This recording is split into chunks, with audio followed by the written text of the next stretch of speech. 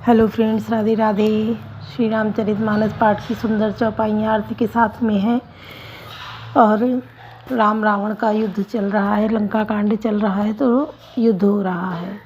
युद्ध में बाणों में इतनी ताकत है, इतनी शक्ति है कि वो बाण, अगर अग्नि बाण चल गया तो आग की वर्षा होने लगेगी, वायु बाण चल गया तो हवा तेज वेग से बहने लगेगी, और सर्प बाण चला तो सैकड़ों सांप के रूप में बाण चलते हैं। और ऐसी शिक्षा दी है गुरु ने रामचंद्र जी को कि वो बाण चलते हैं और जाके अपना काम करके वापस आके फिर से तर्कस में लग जाते हैं।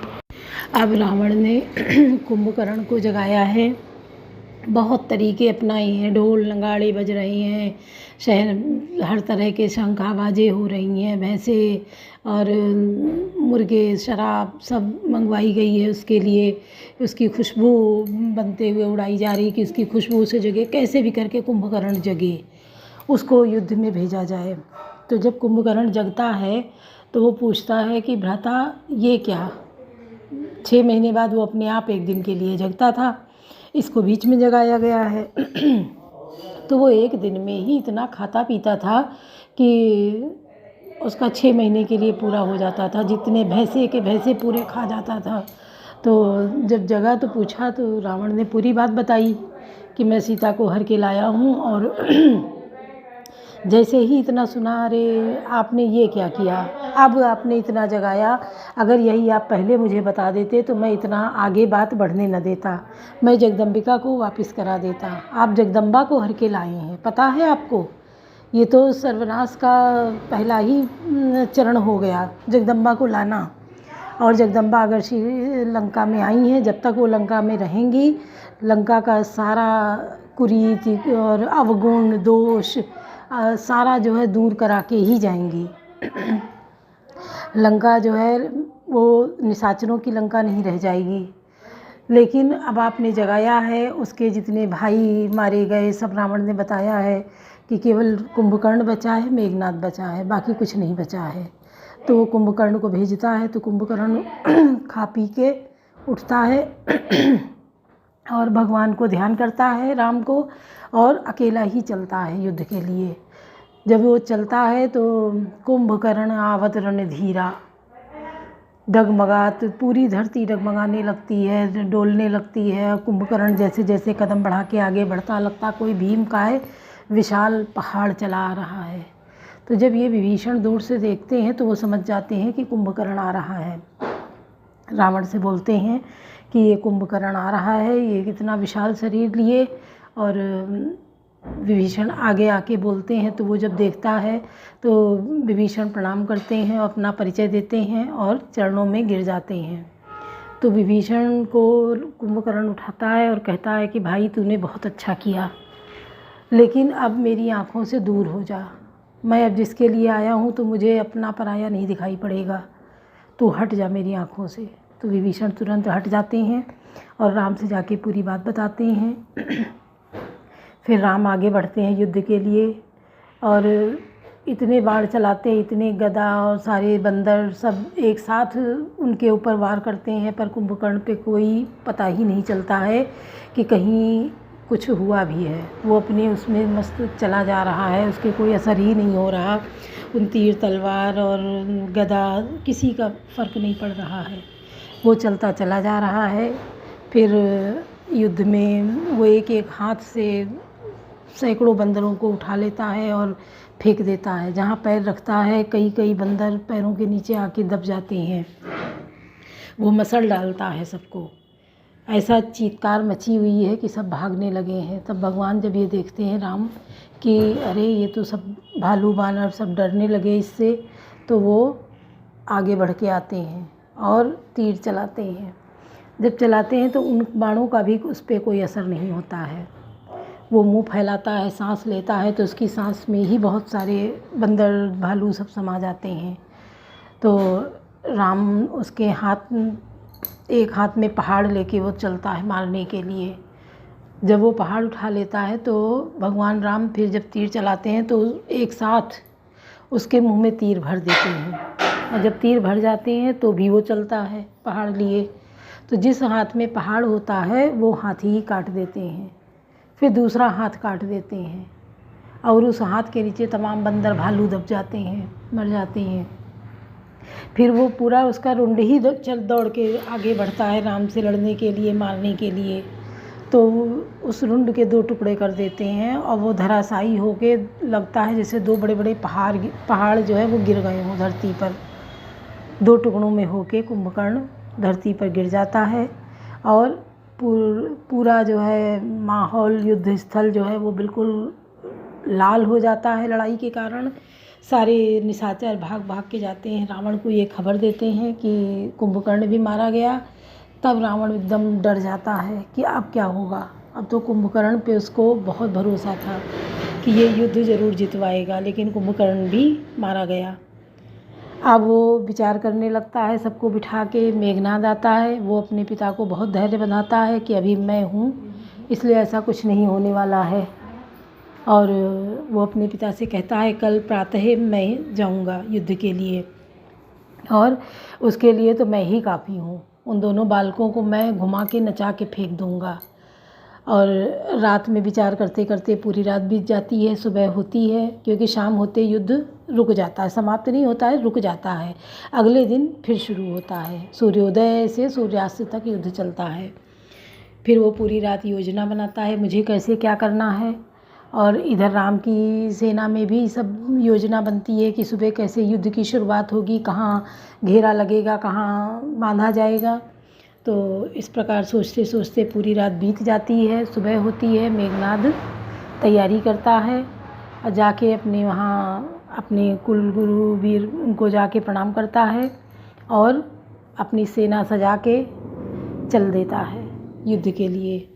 आके मैदान में डट जाता है और राम और लक्ष्मण से युद्ध करने लगता है।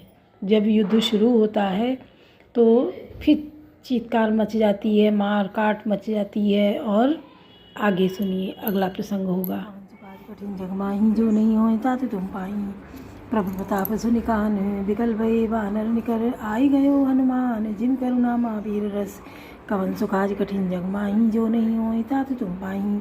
प्रभु के लीला के लिए किए गए प्रलाप को कानों से सुनकर बानरों के समूह व्याकुल हो गए। इतने में ही हनुमान जी आ गए, जैसे करुणा रस के प्रसंग में वीर रस का प्रसंग आ गया हो। हरस राम भेटेऊ हनुमाना, अति कृतज्ञ प्रभु परम सुजाना, तुरंत वैद्य तब कीन्ही उपाई, उठ बैठे लक्ष्मण हर्षाई। श्री राम जी हर्षित होकर हनुमान जी के गले लगकर मिले। प्रभु परम सुजान, चतुर और अत्यंत ही कृतज्ञ हैं। तब वैद्य सुषेण ने तुरंत उपाय किया, जिससे लक्ष्मण जी हर्षित होकर उठ बैठे। हृदय लाई प्रभु भेटे भ्राता, हर्षे सकल भालु कपि भ्राता, कपि पुनि वैद्य तहाँ पहुँचावा, जय विधि तबहि ताई लई आवा। प्रभु भाई को हृदय से लगाकर मिले। भालू और बानरों के समूह सब हर्षित हो गए। फिर हनुमान जी ने वैद्य को उसी प्रकार वहाँ पहुँचा दिया जिस प्रकार से वे उस बार पहले उसे लेकर आए थे। यह वृत्तांत दशानंद सुने अति विषाद पुनि पुनि सिर धुने व्याकुल कुंभकर्ण पहियावा, विविध जतन करिताई जगावा। यह समाचार जब रावण ने सुना तब उसने अत्यंत विषाद से बार बार सिर पीटा। वह व्याकुल होकर कुंभकर्ण के पास गया और बहुत से उपाय करके उसने उसको जगाया। जागा निशिचर देखिए कैसा मानव काल देह धरि वैसा, कुंभकर्ण बूझा कहूँ भाई काहे तब मुख रहे सुखाई।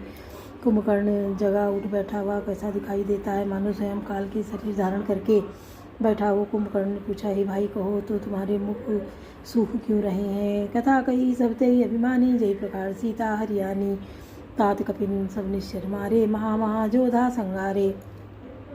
उस अभिमानी रावण ने उससे जिस प्रकार से वह सीता को हर लाया था सबसे अब तक की सारी कथा कही। फिर कहा, हे तात वानरों के सब राक्षस मार डाले, बड़े बड़े योद्धाओं का सभी संहार कर डाला। दुर्मुख सुररिपु मनुज आहारी, भट अतिकाय अकंपन भारी। अपर महोदर आदिक वीरा, परे समरमयी सब रंधीरा। दुर्मुख देव शत्रु देवांतक, मनुष्य भक्षक नारांतक, भारी योद्धा अतिकाय और अकंपन तथा महोदर आदि दूसरे सभी रणधीर वीर रणभूमि में मारे गए। कवन सुकाज कठिन जग माही, जो नहीं होए तात तुम पाई। सुनि जस कंधर बचन तब कुंभकर्ण बिलखान, जगदम्बा हरियान अब सठ चाहत कल्याण। कवन सुकाज कठिन जग माही, जो नहीं होए तात तुम पाई। तब रावण ने वचन सुनकर कुंभकर्ण बिलख कर दुखी होकर बोला, अरे मूर्ख जगत जननी, जानकी को हर लाकर अब तू कल्याण चाहता है। भल नकीन मैं निश्चर नाहा, अब मोहि आई जगाए कहा अजहूँ ताज त्यागी अभिमाना। भजो राम होई कल्याणा, हे राक्षस राज तूने अच्छा नहीं किया, अब आकर मुझे जगाया। हे तात अब भी अभिमान छोड़कर श्री राम जी को भजो तो कल्याण होगा। है 10 शीस मनुज रघुनायक, जाके हनुमान से पायक, आ बंधु तय कीन घुटाई, प्रथम ही मोहि न सुनाए से आई। हे रावण, जिनके हनुमान सरीखे सेवक हैं, वे श्री रघुनाथ जी क्या मनुष्य हैं। हाय भाई, तूने बुरा किया जो पहले ही आकर मुझे यह हाल नहीं सुनाया। कीन्यो प्रभु विरोध तेई देवक, शिव विरंची सुर जाके सेवक, नारद मुनि मोहि ज्ञान जो कहा, कहते हो तो ही समय निर्वाह। हे स्वामी, तुमने उस परम देवता का विरोध किया जिसमें शिव ब्रह्मा आदि देवता सेवक हैं। नारद मुनि ने मुझे जो ज्ञान कहा था वह मैं तुझसे कहता हूँ, पर अब तो समय जाता रहा। अब भरी अंक भेंटु मोहि भाई, लोचन सुफल करो मैं जाई। श्याम गात सरसीरो लोचन, देखो जाई पर ताप त्रय मोचन। हे भाई, अब तो अंतिम बार अंकवार भरकर मुझसे मिल ले, मैं जाकर अपने नेत्र सफल करूं, तीनों तापों को छुड़ाने वाले श्याम शरीर कमल नेत्र श्री राम जी से जाकर दर्शन करूं। कवन सुकाज कठिन जग माही, जो नहीं हो ताद तुम पाही। राम रूप गुण सुमिरत मगन भयो छन एक, रावण मांग्यो कोटि घट मद अरु महिष अनेक। कवन सुकाज कठिन जग माही, जो नहीं हो ताद तुम पाही। श्री रामचंद्र जी के रूप और गुणों को स्मरण करके वह एक क्षण के लिए प्रेम में मग्न हो गया। फिर रावण ने करोड़ों घड़े मदिरा और अनेकों भैंसे मंगवाए। महिष खाए करी मदिरा पाना, गर्जा वज्रघात समानाम, कुंभकर्ण दुर्मुद्रम गंगा चला दुर्ग तज से न संगा। भैंसे खाकर और मदिरा पीकर वह वज्रपात बिजली गिरने के समान गर्जा, मर्द से चूर, रण के उत्साह से पूर्ण कुंभकर्ण किला छोड़कर चला, सेना भी साथ नहीं ली। देख विभीषण आगे आयो, पर्यो चरण निज नाम सुनायो, अनुज उठाई हृदय लायो, रघुपति भक्त जानी मन भायो। उसे देखकर विभीषण आगे आया और उसने चरणों पर गिरकर अपना नाम सुनाया। छोटे भाई को उठाकर उसने हृदय से लगा लिया और श्री रघुनाथ जी का भक्त जानकर वे उसके मन को प्रिय लगे। तात लात रामन मोहि मारा, कहत परम हित मंत्र विचारा, तेहि गलानि रघुपति वहीं आयो, देख दीन प्रभु के मन भायो। विभीषण ने कहा, हे तात परम हित कर सलाह एवं विचार कहने पर रावण ने मुझे लात मारी। उसी ग्लानि के मारे मैं श्री रघुनाथ जी के पास चला आया। दीन देखकर प्रभु के मन को मैं बहुत प्रिय लगा। सुन सुत भयो काल बस रावण सो कि मान, अब परम सिखावन, धन्य धन्य तय धन्य विभीषण, भयो तात निश्चर कुलभूषण। कुंभकर्ण ने कहा, हे पुत्र सुन, रावण तो काल के वश हो गया है, उसके सिर पर मृत्यु नाच रही है, वह क्या अब उत्तम शिक्षा मान सकता है। विभीषण तू धन्य है, धन्य है, धन्य है। हे तात, तू राक्षस कुल का भूषण हो गया। बंधु बंश तय कीन उजागर, बजो राम शोभा सुख सागर। हे भाई, तूने अपने कुल को दीप्यमान कर दिया, जो शोभा और सुख के समुद्र श्री राम जी को भजा। कवन सुखाज कठिन जग माही, जो नहीं हो तात तुम पाही। वचन कर्म मन कपट तजे, भजो राम रणधीर, जाऊ न निज पर सूझ मोहि, भयो काल बस वीर।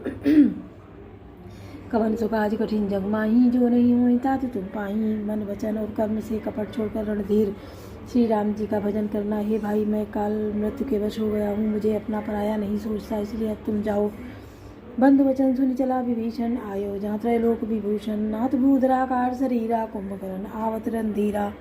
भाई के वचन सुनकर विभीषण लौट गए और वहाँ आए जहाँ त्रिलोकी के भूषण श्री राम जी थे। विभीषण ने कहा, हे नाथ, पर्वत के समान विशाल देह वाला रणधीर कुंभकर्ण आ रहा है। इतना कपिन सुना जब काना, किलकिलाई धाये बलवाना, लिए उठाए बेटा पर भूधर, कटकटाई डारे था ऊपर। दानवों ने जब कानों से इतना सुना तो वे बलवान किलकिलाकर हर्षध्वनि करके दौड़े, वृक्ष और पर्वत उखाड़ कर उठा लिए और क्रोध से दांत कटकटाकर उन्हें उनके ऊपर डालने लगे। कोटि कोटि गिर शिखर प्रहारा, करई भालू कपि एक एक बारा। मुर्यो न मनु तनु टर्यो न टार्यो, जिमि गज अर्क फलनि को मार्यो। रीछ बानर एक एक कर बार में करोड़ों पहाड़ों के शिखरों से उस पर प्रहार करते हैं, परंतु इससे ना तो उसका मन ही मुड़ा विचलित हुआ और ना ही शरीर ही टाला। जैसे मदार के फलों की मार से हाथी पर कुछ भी असर नहीं होता। तब मारुत सुत मुटिका हन्यो, पर्यो धरन व्याकुल सिर धुन्यो। पुनि उठी तो ही मार्यो हनुमंता, गुरमित भूतल पर्यो तुरंता। तब हनुमान जी ने उसे एक घूंसा मारा, जिससे वह व्याकुल होकर पृथ्वी पर गिर पड़ा और सिर पीटने लगा। फिर उसने उठकर हनुमान जी को मारा। वे चक्कर खाकर तुरंत ही पृथ्वी पर गिर पड़े। पुनि नल नीलई अवन परछारे, पटक पटक बट डारे, चली वली मुख से पर आई, अति भय त्रसित न को समूह आई। फिर उसने नल नील को पृथ्वी पर पछाड़ दिया और दूसरे योद्धाओं को भी जहाँ तहाँ पटक पटक कर मार डाल दिया। वानर सेना भाग चली, तब अत्यंत भयभीत हो गए, कोई सामने नहीं आता। कवन सु काज कठिन जग माही, जो नहीं होए तात तुम पाही। अंगदाद कपि मूर्छित करि समेत सुग्रीव, कांखदाद कपिराज कहूँ चला अमित बल सिंह। कवन सु काज कठिन जग माही, जो नहीं होए तात तुम पाही। सुग्रीव समेत अंगदादि वानरों को मूर्छित करके फिर वह अपरिमित बल की सीमा कुंभकर्ण वानर राज सुग्रीव को कांख में दाब कर चला। बोलो सियावर रामचंद्र की जय, पवन सुत हनुमान की जय, लाडले लखन लाल की जय।